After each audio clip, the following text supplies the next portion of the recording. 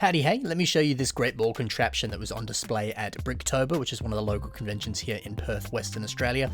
I'll show you from start to finish how this great ball contraption works and highlight some of the really cool stuff that was going on here. So before we begin, I wanted to credit some of the builders who were a part of this. So let me just name a few of them. So there's actually 11 different builders who kind of came together to do this, all of them Australian as well. So there's Laurie George, Liam Sharon, Chris Pearson, Jinjin Cord, Sean Pearson, Jude Wright, Henry Zach Hiwu, Trevor Desvis, and Gavin Brooks. So we can see a lot of these balls being passed through that previous module, moving into this sort of like Ferris wheel module here. So I don't know, if you don't know what a great ball contraption is, they're at pretty much every LEGO convention. Think of them as kind of like a Rube Goldberg kind of machine that transports all these balls through all these different modules. I mean, like here you can see this very large Ferris wheel here, that's the one we were seeing previously.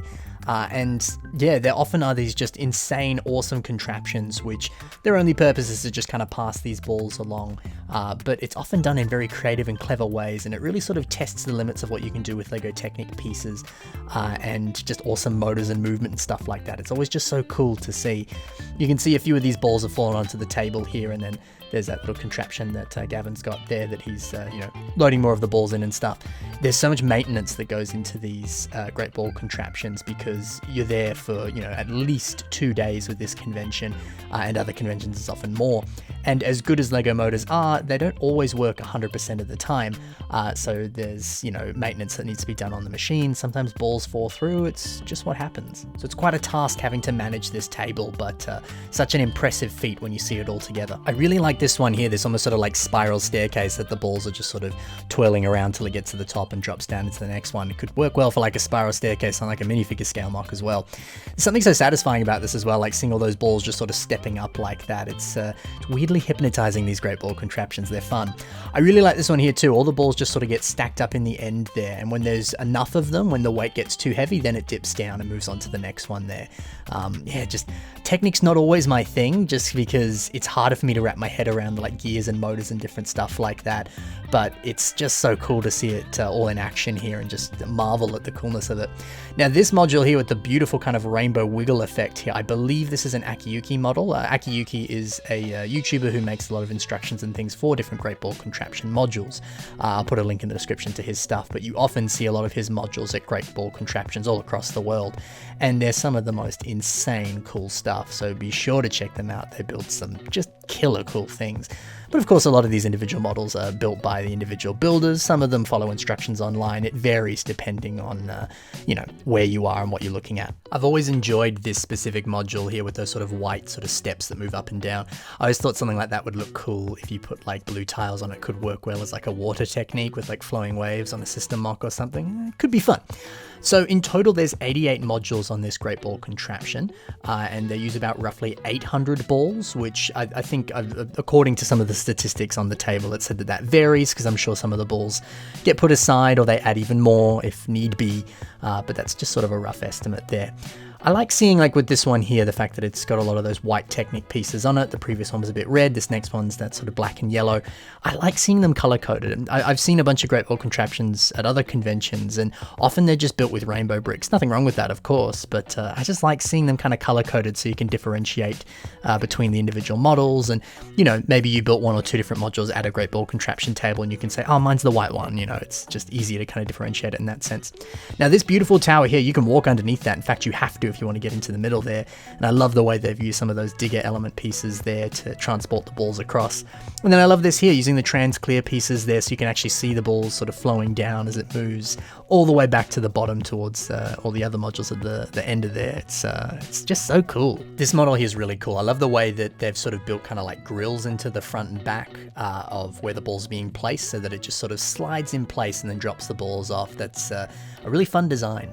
Now, to my knowledge, I don't know about this one. I know one of the other modules in here uses Mindstorms, but the majority of these tend to just use your typical LEGO motors. I've spoken to some of the great ball contraption people, both at Perth and in other places in the world, and a lot of them have said that while Mindstorms is good, because obviously there's a lot of technical stuff that you can do with LEGO Mindstorms, sometimes just LEGO motors are just easier, and they're also a lot less prone to having technical issues and other stuff happen to them. So yeah, interesting to note, if you want to do something similar to this, just LEGO motors is probably probably the way to go, but you can certainly use Mindstorms, as we'll see later in this video here, but it may not always be as easy as you think. This one's cool here, using some of the roller coaster pieces to form like a track of sorts, but this one goes super fast. I'm going to try and slow it down to give you a bit of a better indication as to what's going on, but it's a little hard to see. It looks like some of those motors are kind of pushing along the balls and, I don't know, moving it around in that sort of figure 8 position there. Whatever it is, it's cool. Alrighty, where all these balls end up, it moves into, I think, one of the coolest ones on this table here. There's a lot of process to this one here, so brace yourself. So we can see this sort of like train cart bringing over all of these balls here. This contraption then sort of picks up the little container, drags it across, lifts it down, and then all these balls get dumped into the container. It lifts it all the way back up, back onto the container, or back onto the little train thing there. And then it speeds itself along all the way to the other side of this train track here. It hits a thing that reverses the direction, sends it the other way. And then this other kind of crane contraption tips the container over, dumps all the balls into the next contraption, and sends it back for it to begin again. The process begins again. It's so cool. It's awesome seeing train pieces being used so effectively in a non-city setting as well. This is, yeah, it's certainly one of the biggest engineering marvels in this one here. Super, super cool. So now these move over into another Akiyuki module here. You can see this one's going a little bit slow. I recorded this towards the end of one of the public days of this convention, and that tends to happen, unfortunately, with some of the modules as they start to move a little bit slower as the days progress. It's really interesting seeing the limits that LEGO gets tested to here on a Great Ball Contraption for, you know, when it's moving for such a long period of time. You can see that one struggling a bit too before. I like this one here, some of these big crazy yellow gear pieces. It's nice when new sets come out, especially, you know, like Technic sets especially, and seeing the brand new interesting pieces being used very effectively as new Great Ball Contraption modules there. That's awesome. I like this one here, these sort of platforms that are almost kind of doing a little dance. They're having a little juke and jive as it moves the balls up and down and then transports them over into this blue and green tower. And it's sort of a big old drop for the balls to move all the way to the end there. So yeah, ironically, the first few years of Bricktober actually didn't have a Great Ball Contraption, and they're always at LEGO conventions. So to me, it was weird not having one until a bit more recently. I love this one here. It almost looks mad. It's just like, nope, just tossing the balls away. It's just, he's upset. He's not having a good day. He's mad at these balls. Toss them away. Yeah, and maybe you're watching this and you're like, oh man, I wish I could see one of these in person, and it certainly is very interesting to see them in person, and it's a different experience to watching them in the video here, sort of thing. But I definitely recommend, you know, looking up local lugs, LEGO user groups, doing a quick Google search. This one here, it eventually moves, there you go. And just seeing if there are any local LEGO conventions near you. There may not be, but it's pretty likely that there will be. There's often a lot of LEGO fans around the world who have little fan meetups or have conventions like this. And, you know, this LEGO convention, Bricktober, just quickly, because I love those trans-clear Technic lift arms there. Just the fact that they're in trans-clear, it just looks cool. It's like some ice palace or something. Yeah, this was started by a friend of mine, a local person who was working with Rotary, and then they helped sort of put this together here. It's really awesome what they were able to accomplish. So maybe you could make your own LEGO convention. I enjoy this here because it sort of almost looks like a set or like a truck or something that's moving and grooving, but also I've seen other Great Ball Contraptions where people retrofit a pre-existing LEGO set and then have the balls sort of working through it in that sense, which is just kind of fun. It's a very clever idea, I think, to take a set that everyone would know and then just work it into the modules here. It's I'm not always a big fan of seeing sets at LEGO conventions because I want to see what people can build. I want to see their own unique creations. But when you're able to rework it in that sense, that's super clever and super creative. So I'm all about that. That's super cool. I love these goofy dinosaur heads. The fact that they're like eating the balls and then bending their necks backwards in just such a strange but fun way is really, really cool. So I mentioned before about how there's about 800 odd balls here. So our local lug, we obviously do lug bulk, which is a way of getting sort of bulk Lego pieces from Lego. And we got a lot of the balls through that specifically. I'm sure if you really wanted to, you could probably get them on Bricklink, but it probably wouldn't be as cheap. But that's certainly one way of getting that amount of balls. But also if there's multiple different people as who are doing this, certainly you can kind of pool your resources in that sense and get a lot through that, which is a clever way of doing it. This one's really satisfying, seeing all these cheese soaps popping up. It almost reminds me of like whack-a-mole, just the way that they sort of move up and down in that sense. And really cool to see how they travel through there. It's awesome. These big lime wheels, they're from an Exoforce set. I have a few of these in my collection and they've just done nothing. I never use them. So it's lovely seeing a somewhat useless piece be put to really good use in a great ball contraption here. So this is where it splits into two. There's two different pathways that the balls can go now. Let's focus on the back one, then we'll get to the front one here. Love how these sort of zigzag up all the way to the top and then go down this cool kind of spiral thing here, leading into the next contraption. But let's take a look back. Let's go to the front one where the balls can also go. This one's cool. The way that it sort of ebbs and flows and the balls sort of move through is also really satisfying to see. But I love how there's all these different kind of wonders of the world throughout this here, which they didn't need to be there. This could have easily just been platforms that move up and down, but I love the little personal touches here of adding some fun context things that will certainly grab people's attention. That's awesome. More of these big yellow gears, only half of them this time, but great to see the same thing being used in a few different ways across all these different contraptions here. So we've got a bit of a longer one here that's pushing the balls all the way across. Very cool way that it's done. There weren't as many balls coming across here on this other pathway, so let's transition over to the other side and I'll show you that module a little bit later. Now this one's cool. I love the way that it transports the balls all the way to the top. But this is another cool like weight one here. So all these balls will move over, get to there, and one of them fell over. That tends to happen, unfortunately. That's kind of what a lot of the people are doing along the edge of the table, is just watching for any balls that fall over and stuff. So when one more ball gets there, come on, they all fall down and move over to the next one. I like that. It's really satisfying. Another Akiyuki module here. We can see all the balls moving across. And again, some of them are going to fall, but I like that this one has a sort of built-in mechanism so that if balls do fall, it still transports them over to where they need to move. That's a clever way of doing it.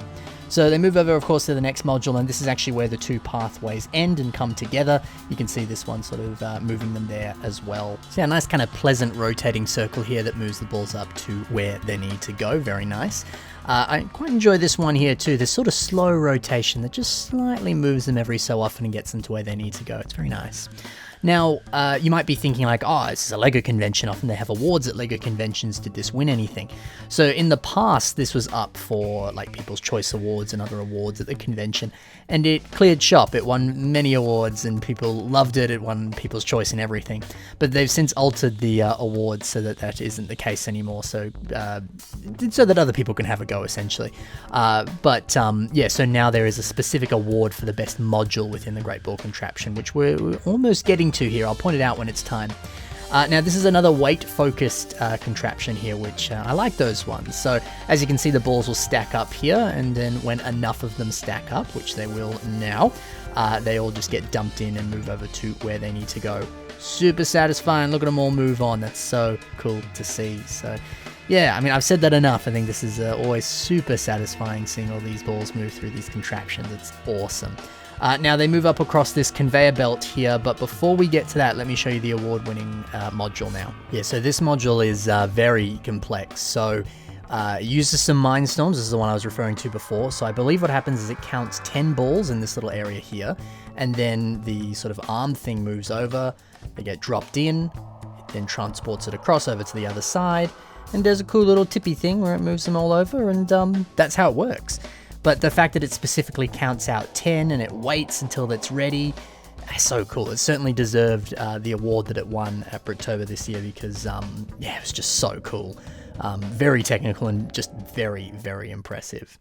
So after this, it does move back to the conveyor belt that I was showing you before. This one is quite tall. This is similar to the other one we saw where you can walk underneath it if you want to get into the middle. Obviously only the exhibitors can go through there, but that's just the way it is.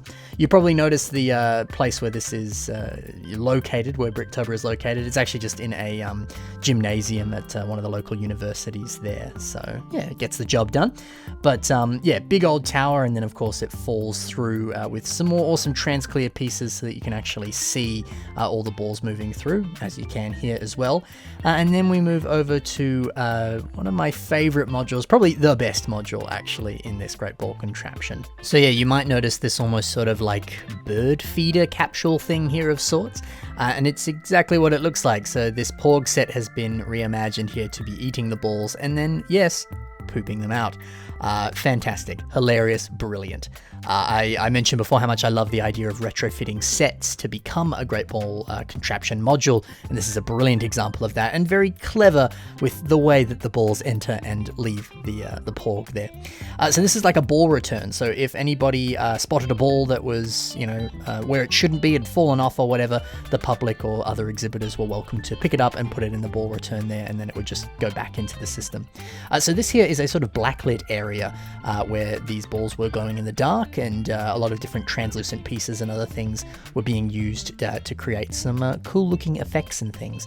And this is all just a big sort of like mini golf course with all these balls moving through it. So a clever idea to kind of take the Great Ball Contraption and turn it into a like mini golf kind of thing. It's a unique take on it and really fun as well. So yeah, a lot of interesting things happen when you put a blacklight to Lego, because a lot of the time, your translucent pieces, but even some more modern pieces like that coral color, and even that very new strange color, that sort of almost like neon yellow color that's very recently come out.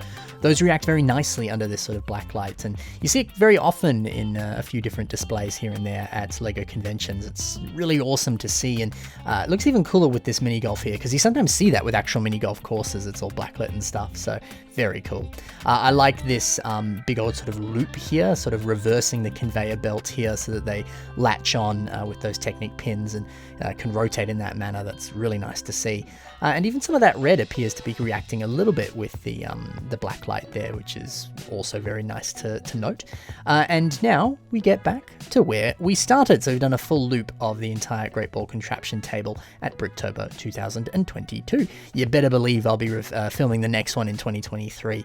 I'll leave you here with a few more images of the mini golf course, because there was certainly a lot of cool stuff there and a lot to take in. So definitely enjoy those. But yeah, thanks for watching this Great Ball Contraption video of Bricktober 2022. I hope you very much enjoyed. We'll see you in the next one, guys.